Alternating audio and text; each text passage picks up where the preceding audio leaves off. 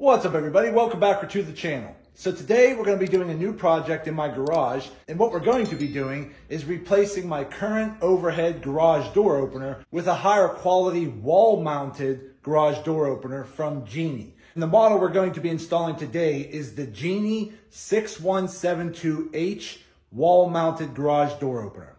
So without further ado, let's jump in and let's get this started. Okay, first things first. Why would you want a wall-mounted garage door opener? Well, there's pros and cons to either one, but I'm just going to go over the reasons of why I'm switching over to a wall mount. Now, this particular garage door opener is the Genie Relia G650. This garage door opener was installed when I built this house about 9 years ago. It's been working fine. I just think it's starting to slowly show its age. So that's probably my number one reason, is because I wanted to get a more newer, updated, modernized garage door opener to replace this older one here. Number two is anytime I have my trucks in here, my wife's truck or my lifted truck over here, if I ever pull them into the garage and I'm just doing maintenance, changing the oil, whatever the case may be, if I open the hood, a lot of times my hood will lift up and hit that garage door opener. So I have to always be careful of that. My third reason is because I'm currently moving my golf simulator setup from my basement to my garage. I'm actually in the middle of finishing my basement right now, so I had to disconnect everything down there anyways. And my wife and I decided we were going to change things up down there with our theater room. So in order to do what we wanted to do, we wanted to move the golf simulator up here so that we had more room and more height when swinging golf clubs. When I'm standing right here and I swing my driver, I'm coming extremely close to smacking that garage door opener with my driver. So that's probably the third reason. So your reasons might be different. Maybe you're looking to try to get more overhead storage hanging from the ceiling and you need that space for storage racks. That's perfectly fine too.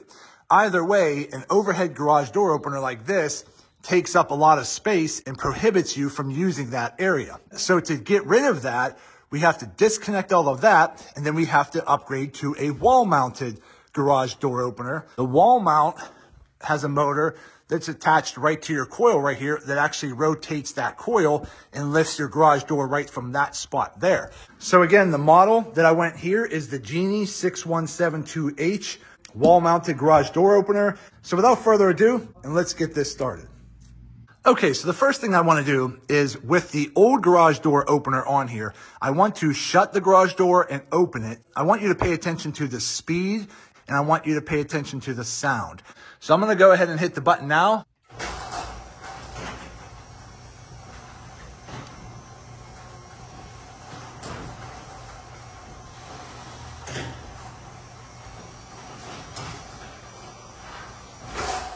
Okay, now let's try to count and see how long it takes to raise. 1, 2, 3, 4, 5, 6, 7, 8, 9, 10, 11, 12. So I'd say roughly 12 seconds to open the garage door. Okay, so we got everything out of the box. I have it all sitting out. So we have our actual garage door opener unit here. We have the bottom bracket here. I believe it's more of like a battery backup that'll attach to the bottom. We have our lock mechanism here that we'll have to get installed. We have our wireless light. Then we have all of our wiring and brackets and remotes. Here's our wall remote, and here's our lower door sensors here. So it does come with everything you need. It does come with a full instruction guide on how to put it together. Okay, so after going through a couple things, the first thing you're gonna do, there is this little bolt right here that's actually mounted to the back of the opener. Now, depending on which side you're mounting this opener, okay? So if we're looking at it from the front, like this, I'm putting my opener on the right side of my garage door, so I need to be putting my brackets on the left side of this. If you happen to be putting your opener on the left side of the garage door, then you're gonna be working on the right side of this opener. So I just wanted to clarify that as we move forward here. So the first thing you're gonna do is take the back bolt out, and there is a lock washer on it. Now I went ahead and added an additional flat washer here so that my bolt would not slip through the bracket. So you're gonna take your bracket here, set it up just like this with the short side against the opener and the longer side towards the back, and just lightly put the bolt in so that you can still move your bracket around. Then you're gonna take your coupler here, and the small diameter hole is gonna attach to your rod up top The other side has a wider opening. So the wider opening is going to go onto the actual opener. And then you're going to tighten down the 3 back bolts here that attaches it to your opener. The 3 front bolts here on this side are going to tighten down once we get it mounted up there onto that shaft later. So we'll do that here in a minute. So go ahead and just mount this on here, nice and tight. Get that tightened down, put your bracket on. There is a little spacer here that goes on the outside here at this little cutout. The next thing we got to do is manually lift your garage door. And then at the very bottom bracket, now again, I'm on the right side. If you're putting your opener on the left side of the door, you're going to be working over there. You're going to go down to the very bottom bracket here, and they're recommending putting a sleeve right here. That little plastic sleeve, it's just slide in there. It's just a little sleeve, you see like that? It just pops right on there because they want you to maintain a 1/2 inch of space between the door and your side rail right here. Then the next thing you're going to do is install your cable keepers. Now they are color coded. You see right here, there's a little black marking right on that rod right there. It tells you in the directions that the black is for the right side, and then the red, that little red marker is going to be for the left side. Then you want to make sure that the actual bracket extends past the edge, see right there, about 1/8 of an inch. And then the bottom of that bracket can't be any higher than 4.5 inches from the bottom of the door up. So I just took mine down as low as I probably could, about 1/4 of an inch off the bottom of the door here, so that fits there. You want to make sure it's nice and level and extends past your door about 1/8 of an inch. Then I just used a black marker and marked my 3 holes. Now, if you have a wood door, they're recommending 3 bolts. If you have a door like this with the metal bracket, you only need the 2 self-tapping bolts. But I went ahead and marked all 3 just in case. So I drilled my pilot holes on the bottom and that top one right there. Then I lined my bracket up and then put my 2 big bolts at the bottom there, have it nice and mounted because you want this under spring tension, right? Then you're going to take this little plastic clip here. You're going to take this rod that should be hanging down. You're going to flip it up, creating some tension, and just loop it on there like that. And I would maybe even say, take a pair of pliers and pinch that a little bit more further shut. That's your cable keeper right there. So we'll go ahead and do that on the opposite side as well. Once you get that done, we'll move on to the next step. So I'll be right back. Then I went ahead and I got my motor mounted up here. Again, mounting it up top, up here is simple. It just slides on. Then you're going to use your bolts to tighten it down. This was probably the hardest part just because you need to adjust it to get it level. And based on how my door was built, I needed a larger spacer here. So I just took an old piece of strut channel and I pretty much bolted it to the wall. And then I used one of those bolts that can go in the strut to bolt that down. So now that's nice and good. So if you look up here, I'm pretty level. Okay, that's what you want. You want your motor here to be level as much as you possibly can. So now I have it level. We are good to go. We're all lined up. So now that we have everything mounted, I got to tighten a few things down and we're going to move on to the next step. So I'll be back in just a second. Okay, so the next thing you want to do after you get your motor mounted up there, you're going to lift your door up and then you're going to find a place on your track here to put your electronic lock. Now, you could try to line it up with any holes that are already there. For some reason, mine were not lining up. So I just used the template, which comes on the back of the instruction guide. It's a peel and stick. So you peel it off the back of the instruction guide and line it up wherever you want. They typically recommend it on the 2nd or 3rd panel, and they want the center hole to be about no more than 3 inches above a roller. So I measured mine out and I put my sticker right here. I drilled my hole. So now my electronic lock will mount right there. So let me go ahead and get this all mounted up and we'll be right back for the next step. Okay, so the next thing you're going to do after you get your electric lock hooked up to your side rail is get the cable cord that comes with the kit and you're going to plug it into the bottom right here where it says lock. You're going to run it down using the supplied staples. Okay, I still have to make a couple minor adjustments still, but you're going to run it down with the supplied staples. Then you're going to get to your lock and then you're going to cut the excess wire off. Now, I zip tied about 3 to 4 inches of excess wire behind the box. I'm just going to cut that off right there so you don't see it. Just in case these tips ever frail out or break off, I have a little bit of extra material to rewire them again if I need to. Then you're just going to run them into here. Now there's a white wire with black stripe. That's going to go there. Can't quite see, but it says B/W for black with white. This one here is just a straight white wire. So you're going to screw them in. After you get that done, close the lid, And that's done. So now that we have the lock all hooked up, we're going to move on to the next step, which is probably wiring in our new sensors. So let me start looking into that and we'll be right back. Okay, so on to the next step. So the next thing I did was I mounted my sensors at the bottom, and they want the sensors to be 5 to 6 inches off the ground. So I would recommend starting with one sensor, it doesn't matter which side, start it at 5 to 6 inches off the ground. You're just gonna line your sensor up and bolt it to the wall. Then once you did that on both sides, you're gonna get your excess spool of wire and you're gonna run it and use little staples and run it all the way up to the top. And I came up over top, down, ran it all the way over here to your motor. Same thing over here. Got that hooked up, got my wire, ran up the side, and everything's just sitting right here. So these two empty wires right here, okay, are going to my sensors. Then you're gonna take the two white wires, tie them together, the two striped wires, tie them together, and you're gonna go right here into the orange, the STB, right here, if I can get you to see that. These two little openings right there, you're gonna slide them in there. So again, so far, everything has been fairly easy to do. Again, the hardest thing that took me a little extra time to figure out was just how to adjust my bracket here to get my motor level. Everything else was pretty easy. It's just a little time consuming, but again, take your time and you'll figure it out. So let me go ahead, tie my wires in, and we'll be right back. Okay, we are finally done. So I did go ahead and remove my old garage door opener from the ceiling, so that opens up that whole area a lot better now, so I'm really happy about that. So again, just to recap, you're gonna start off with the instruction guide here on how to put everything together and mount all of the hardware and wiring. So again, you're gonna wanna start off putting together that bracket on the side like I showed you in the beginning, and you're gonna wanna put your sleeve bracket on the top. And then at that point, you can go ahead and mount this up here, and then you're gonna have to figure out a special bracket, however you need to get your unit nice and level. So that's really the first thing. Once you do that, you're gonna come down here and you're gonna put a sleeve right here on the bottom track door, whether it's left or right, whichever side you're putting your opener on. Then you're gonna wanna mount these cable brackets here that are gonna mount on here, and they fold up, they just hold onto your cable with a little clip like that. And again, if you just follow the instructions, it walks you through everything you have to do.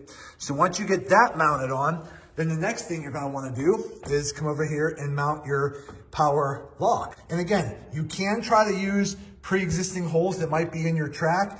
If that lines up for you, fantastic. If not, they do give you a template to put where you need to put it and then drill new holes to hook it up that way, which again is very simple. It just has 2 bolts that mounts on with 2 nuts on the back. And then you're gonna take your harness, tap it into the back here, and then run it up and plug it into the bottom of your unit.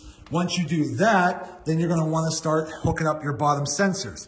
So again, you're gonna wanna put the sensors about 5 to 6 inches off the floor. Then once you do that on both sides, they do give you a ton of wire. I mean, this is how much wire I still have left over. I mean, they give you a ton of wire. So you're gonna run the wire, so you're gonna strip off the ends, tie it into your sensor, run it up and tack it along the wall with the enclosed bag of tacks over to there. You're gonna run another wire from this sensor up to there as well. There's no polarity to really worry about, so you're gonna take the 2 white wires, twist them together, take the other white wires with the black stripe, twist them together, plug it into the bottom of the unit with the 2 orange openings. They're just like a push pin connector. Push them in, lock them in. Once you do that, you're gonna wanna make sure that you hook up your backup battery pack. You could go ahead and mount it, but just don't plug it in yet because you have to do some settings to your garage door opener first before actually plugging in your battery pack. So once you get all of that mounted, like we just talked about, then you're gonna put your instruction guide aside, and then you're gonna go at the very end into your operating manual. And this guide here is gonna show you how to adjust and program everything. So you have to program the opener first before actually using it, or you can damage it. And it does tell you in the instruction guide, don't use the opener until you do the settings adjustments first. Then you're just gonna go ahead and follow the instructions step by step in a specific order. You're gonna start off with adjusting your drum setting up here. You're gonna have to just hit a couple buttons to get your opener to know what drum size you're using. That's step 1. Then the next step is to adjust the settings to learn how low you want your garage door to go. And then the next step after that is to adjust the settings to get your garage door opener to learn how high you want your garage door opener to go. Once you do that, the next step is to adjust your garage door safety feature. So you're going to put a 2x4 down on the bottom. You're going to let it close on top of the 2x4. It'll register that, and then it'll open back up on its own, and then that setting will be saved. So you're going to have to go through a few settings first before actually operating it. But once you go through those settings, it works great. And then it does come with a single remote. You can buy additional ones if you want. And then it does come with your wall mount opener here, which I got mounted there. Again, this is all Bluetooth. You don't have to run wires for it. And then it does come with a Bluetooth light you can put on your ceiling. You just plug it in, and then the Bluetooth picks that signal up. So as you can see here, it's not on. So you're going to come over here, hit your light button. Light turns on. Come over here, hit your light button. Light turns off. So that's a nice feature there. So then you're just going to hit your big button here. That's going to raise it up. And then you hit the button again to drop it back down. One thing that I did notice is that this is pretty zippy, but it's very quiet. So I'm going to go ahead first and open and shut the door so you can hear what it sounds like. And then we're going to open it up again and count how long it takes to open it up to compare it to the other one that we just counted earlier in this video. So let's start hitting the button here.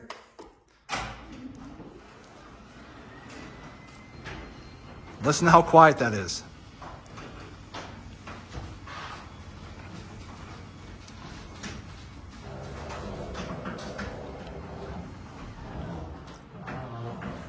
Okay, hit it again.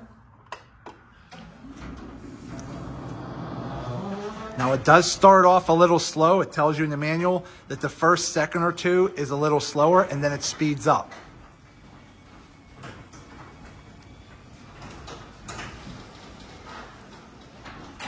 Okay, so now we're going to use the remote, and then we're going to count how long it takes to open up. Remember, the old garage door opener took roughly 12 seconds to open. So let's go ahead and hit the button, and let's start counting.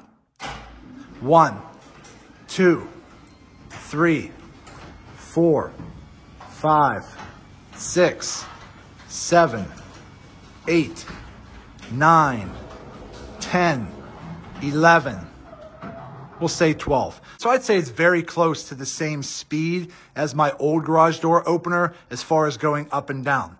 But I will say it's a lot smoother. I don't hear as much banging around. It's very smooth and it's very quiet. So that's a really nice feature, and I'm really happy about that. But again, the remotes work fantastic. I do have another one of these remotes that I did purchase separately for my old garage door opener that I have in my truck. I already went ahead and programmed that, and it tells you in the book how to program all of that as well. So again, overall, I'm really happy with this garage door opener. It was fairly easy to install. It was just a little tedious. It took me a couple hours to get it all done.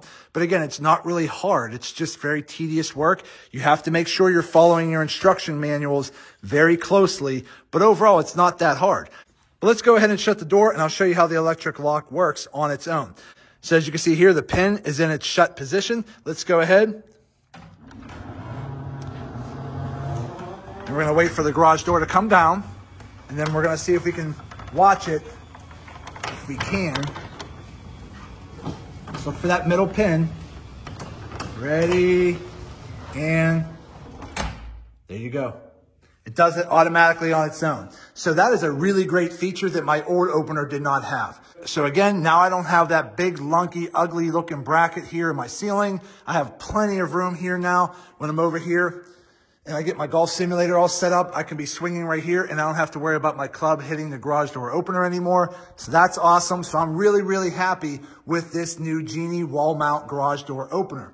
Another thing I want to show you real quick too, I haven't done it quite yet, but there's this Aladdin Connect. You can actually download an app on your phone, connect it to your garage door. That way, if you're home or not, you can use your phone to actually open and shut your garage door, which I thought was a pretty cool feature as well. So again, really nice garage door opener. Installation was really not that hard. I did it by myself. I actually did call a local installer that installs garage doors and openers and so forth, and I got a bid from them, and they said it would probably cost me close to $800 to have somebody professionally come in and install it. I bought this unit off Amazon for a lot less, and I installed it by myself, and I saved myself a ton of money. And at the end of the day, I'm really happy with this new setup. Again, it's very smooth. It's more high tech. It's very quiet. I like the extra safety lock feature. I like that I don't have that big ugly bracket hanging from the ceiling anymore. And overall, I just think it's a much better garage door opener. Okay, everybody, so there you go. We went ahead and we got the new Genie 6172H wall mount garage door opener installed in my garage. We got the old overhead garage door opener ripped out of here. We got everything hooked up. We got it all wired up. We got all the remotes programmed and working perfectly. And we got the new Bluetooth light and ceiling hooked up as well. So everything works great. It's really, really quiet. It's really smooth. I really like the electric door lock system that automatically locks your garage door every time you shut the garage door. I really like that feature. Again, it's really quiet going up. It's really quiet going down. As far as the time it takes to open and shut, I'd say it's probably very similar to my old one. If anything, it's maybe 1 second faster, but it's about the same. But overall, my initial impressions of the Genie 6172H wall mount garage door opener, I'm going to go ahead and give it a thumbs up and give it a go. I really, really like this garage door opener. I'm really happy I purchased it, and I think it makes a great addition to the garage. So that's it for today's video. I hope this video helps some of you out. Do me a favor, hit that thumbs up button and like this video. If you have any questions, go ahead and put them in the comment section, and I'll get back to you as soon as I possibly can. And also do me a favor, subscribe to the channel because it definitely helps me out, and I greatly, greatly appreciate it. So again, I just want to say thank you to each and every one of you. Thank you. I truly appreciate you all. And as always, see you in the next video.